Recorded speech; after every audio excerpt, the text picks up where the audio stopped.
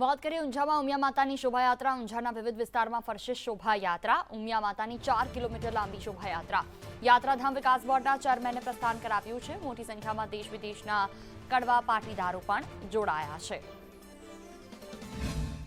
ઊંઝા નગરમાં માં ઉમિયાનું આ પરમધામ, પવિત્ર ધામ અને પાવન ધામ આજે જેમ કહ્યું એમ કે દર વર્ષે વૈશાખ સુદ પૂનમના દિવસે માતાજી ખુદ ઊંઝામાં નગરચર્યાએ નીકળે છે અને લોકોને ખુદ દર્શન આપે છે।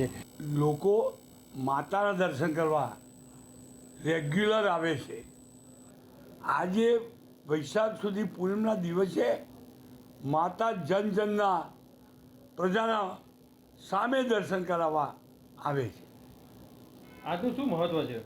આજનું મહત્વ કે વર્ષોથી માતાજીની જ્યારે સ્થાપના થઈ વર્ષોથી વર્ષો વર્ષ દર પૂનમે આ મોટી પૂનમ ગણાય છે અહીંયા માટે। અને એ પૂનમના દિવસે આખા ગામની અંદર માતાજીની પધરામણી થઈ છે અને જન જન માતાજીના દર્શન કરે।